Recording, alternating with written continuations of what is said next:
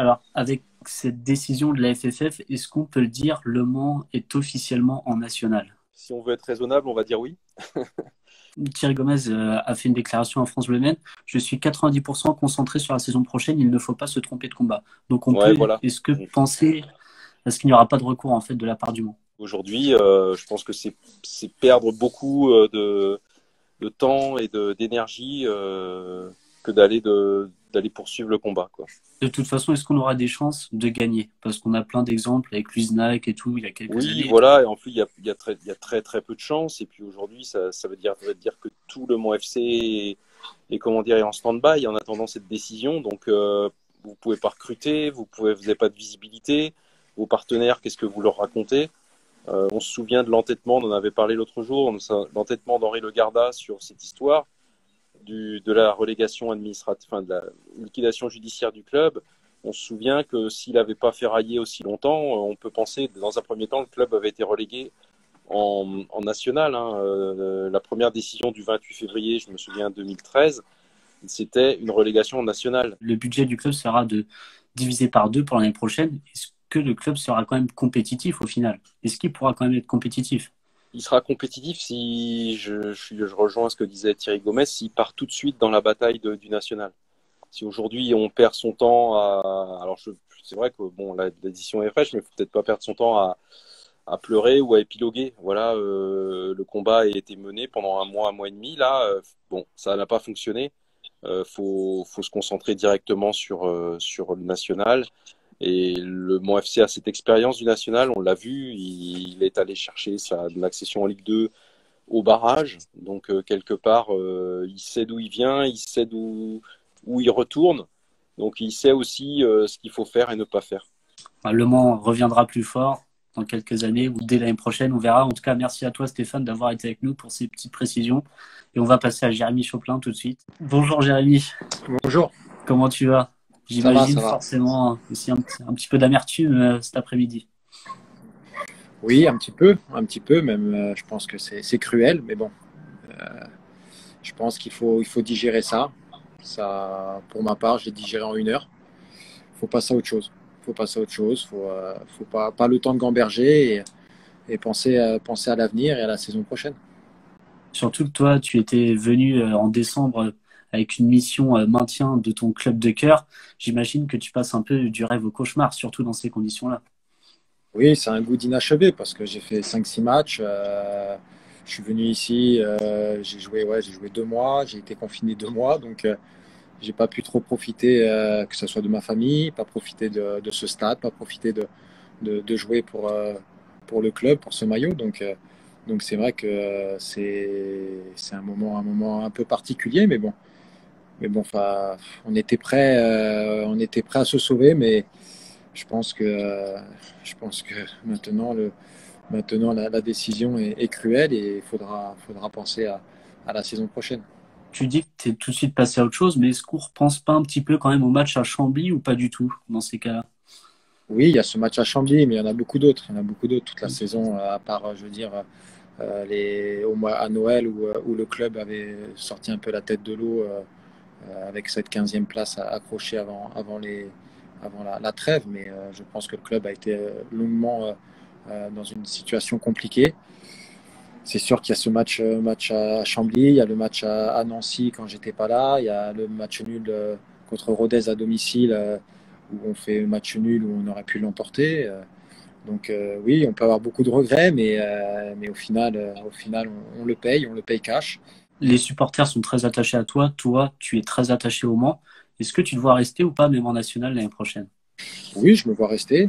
On va avoir des discussions, je pense que le président va avoir des discussions avec beaucoup de joueurs, tous les joueurs qui sont encore sous contrat ou qui sont susceptibles à partir. Bon, les joueurs en prêt, c'est autre chose parce que la plupart repartiront dans leur club, mais moi je suis prêt à rester. Il faudra voir l'objectif, il faudra voir avec le président, avec l'entraîneur ce qu'il attend de nous et on prendra des décisions après ces entretiens-là. En parlant d'objectifs, il y a beaucoup de clubs quand ils descendent de Ligue 2 en national, c'est très compliqué pour eux. On le voit avec le Gazélec Ajaccio. Est-ce que toi, ça te fait peur un petit peu pour l'année prochaine? Pas du tout parce que je pense que Le Mans en national c'est très attractif. Je vais pas dire c'est le Real de Madrid, mais je veux dire, vu les installations, vu le stade, vu vraiment la Le Mans a notoriété. des atouts à faire valoir pour les autres clubs, pour les autres joueurs. Voilà, je pense qu'il y a beaucoup de joueurs de ce niveau-là qui vont vouloir relever ce défi. Euh, on a tout au Mans, on a un stade, on a des installations d'entraînement parfaites, donc avec une ville très attractive. Donc je pense que L'objectif, ce sera de jouer la montée alors, du coup? ah oui, tout de suite, faudra tout de suite jouer la montée. C'est pour ça, comme j'ai dit tout à l'heure, il faudra pas le temps de gamberger. Je fais confiance au club pour l'année prochaine. Je sais que ça travaille beaucoup depuis quelques semaines pour, euh, pour, que, pour que le club rebondisse en national. Donc c'est une bonne chose. Il va sûrement y avoir beaucoup de départs, mais aussi beaucoup d'arrivées. Et puis nous, on a pris la décision assez tardive par rapport à d'autres clubs de national qui se préparent déjà depuis un mois, voire 2 mois. Est-ce qu'on a un peu perdu de temps par rapport à ces autres clubs-là? Non, parce que je pense qu'il y a beaucoup de clubs qui ont essayé de commencer un recrutement, mais Le Mans aussi. En interne, ça travaille beaucoup. Je pense qu'on peut les féliciter, que ce soit le président ou même toute la cellule de recrutement, tout le staff, même dans les discours, même dans les interventions, tout ça, ça a été très bien fait. Je pense que le président a beaucoup travaillé ces derniers temps, donc on peut vraiment le remercier, même dans ses communiqués, ça a été très simple, très propre. Donc Le Mans est prêt pour l'année prochaine. Dans les deux cas, c'était ou la Ligue 2 ou National. Le travail a été fait pour les deux objectifs. Donc là, ça sera l'objectif remonté. Donc je suis pas du tout inquiet parce que le recrutement, les clubs ont travaillé, mais comme on voit, les signatures commencent tout juste. Donc T'as envoyé un petit message, toi, à ton pote Mathieu Coutalier ou pas pour revenir sur le Mans? non, Mathieu, il a d'autres soucis parce que moi, qui ai joué dans les deux clubs, même les barrages, je trouve ça un peu lamentable. Je veux dire, on, euh, on arrive à programmer des finales de Coupe de la Ligue et de Coupe de France au mois d'août, et on ne peut pas programmer des barrages pour des accessions comme pour Ajaccio, pour Clermont, ceux qui jouent la montée en Ligue 1. Donc il y a beaucoup d'incohérences dans tout ça. Donc nous, on est en première ligne par rapport à un maintien. Bon, la décision est tombée. Donc maintenant, va falloir s'y faire et penser à l'avenir. Toi, qui es un pur Mançon, on va retrouver le derby face à Laval l'année prochaine. C'est un petit lot de consolation, on va dire. Oui, oui, ça va être un beau match pour le club, pour les supporters. Donc il va falloir batailler dur en national pour retrouver vite le monde professionnel et la Ligue 2, parce que le Mans mérite cette place et cette place est vraiment est faite pour le Mans dans ce championnat. Surtout que ce sera une belle division en national l'année prochaine, parce qu'il y a quand même le Bastia qui remonte aussi en national. Il y a Annecy qui a un beau projet. Il y a Laval, on l'a dit, des belles équipes comme Quevilly-Rouen, Lyon-du-Charles sont déjà installées. Ce sera vraiment une belle division l'année prochaine. Ah oui, ça va être relevé, ça va être relevé. Donc c'est pour ça qu'il va falloir être prêt dès la première journée pour avoir des ambitions de remonter. Salut Clément, on a réussi à savoir. Salut Antonin. Comment tu vas? Eh ben écoute, ce serait dur de dire qu'on va bien un jour d'une aussi mauvaise annonce, mais bon, on est déjà, je pense, la tête à la saison de nationale pour l'année prochaine. Déjà, vous avez fait un très beau communiqué que j'ai lu et vous avez aussi noté: nous constatons avec surprise que la démocratie semble être un principe inconnu pour certains. Est-ce que d'après toi, cette décision, c'est une remise en cause du pouvoir de la LFP et de l'organisation du football français? Bah oui, je pense que clairement on peut se poser des questions à partir de cette décision. À quoi sert la LFP? À quoi sert l'Assemblée générale de la LFP? En fait, elle ne sert à rien, elle est souveraine en rien, étant donné que voilà, le COMEX, selon les humeurs, peut à souhait modifier tout ce qu'il souhaite. Est-ce que toi, qui es président du Supporter Club, tu crains une baisse du nombre d'abonnés pour la saison prochaine ou pas?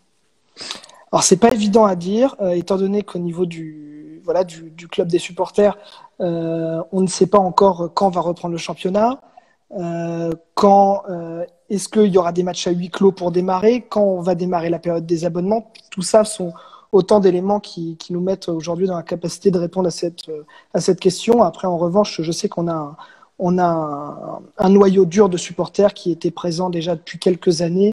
Et puis voilà, ce sont des fidèles du club, et donc je pense qu'on pourra compter sur leur mobilisation. Et je pense que c'est important que l'ensemble des supporters, même au-delà du supporter club, soient présents au MM Arena pour porter notre équipe vers un retour dans le monde professionnel. Mais la saison risque de reprendre peut-être à huis clos. Du coup, comment supporter Le Mans à huis clos? Alors là, je pense qu'il va falloir se réinventer. Est-ce qu'on va faire des lives? Je ne sais pas. Est-ce qu'on pourra se rassembler avec les supporters dans quelques endroits? Je ne sais pas. Est-ce qu'on pourra aller dans des bars? Voilà, tout ça, je pense que c'est à envisager. Pour l'instant, nous, on espère pouvoir retourner dans le stade parce que le football, c'est dans un stade que ça se passe, comme les montées et les descentes d'ailleurs au passage. Donc, je pense que c'est important que les supporters puissent faire entendre leur voix, et je pense que même si on n'a pas le droit de rentrer dans le stade, on trouvera bien un moyen de montrer notre soutien à notre équipe. Bah, merci à toi, Clément, d'avoir été Je t'en prie, avec plaisir. Et on va passer à Nicolas tout de suite. Salut Nico. Salut à toi, tu vas bien? Franchement, j'ai un petit sourire quand je te vois parce que forcément, je repense à l'année dernière, à ce penalty arrêté, à cette retournée de Soro. C'était il y a presque un an, le 2 juin 2019. Le 2 juin, exact. Et là, le club est rétrogradé. C'est du gâchis ou pas? Bah, après ce qu'on a vécu, oui. Maintenant, je pense que c'est un peu triste. C'est un peu triste ce qui arrive au Mans parce qu'il ne mérite pas ça, je pense. Avec le club, l'identité, comme disait avant Clément, l'identité du club, c'est un peu dommage d'en arriver là. Mais c'est surtout que je pense qu'on a pris la décision trop tôt d'arrêter le championnat. Parce que faut se souvenir aussi que l'année dernière, on est monté à 5 journées de la fin. Exactement. Donc c'est un peu aussi ça qui est frustrant. Maintenant, moi, honnêtement, j'ai pas trop suivi, tu vois, les décisions j'ai juste vu aujourd'hui la décision de Noël Le Graët, mais sinon, j'ai pas. Déçu pour Le Mans quand même. Ouais. Franchement, ouais, parce qu'ils méritent pas ça, comme je te le disais. Ils méritent pas la descente après tout ce qu'ils ont fait, les remontées successives d'année en année. Franchement, non, ils méritent pas ça. Ils auraient mérité, je pense, une seconde chance. Toi, tu es resté pote avec certains joueurs du Mans, il me semble. Je pense à Pierre Lemonnier, tout ça. Comment tu as un peu vécu cette saison? Tu as suivi un peu Le Mans cette saison de loin quand même? Ouais, j'ai suivi Le Mans parce que je parlais encore avec mes potes, avec tous les anciens avec qui j'ai joué. Donc oui, j'ai suivi Le Mans cette année. Et oui, il y a des regrets forcément parce qu'il y a des matchs où je pense où ils déméritaient pas. Je pense notamment au premier match du championnat contre Lens où ils ont vraiment pas démérité, où ils auraient pu, c'est un exemple, hein, mais où ils auraient pu, je pense, remporter la rencontre. Il y en a plein comme ça. Et malheureusement, c'est vrai que c'est assez cruel ce qui arrive à l'heure actuelle parce que non, ils ne méritent pas du tout ça.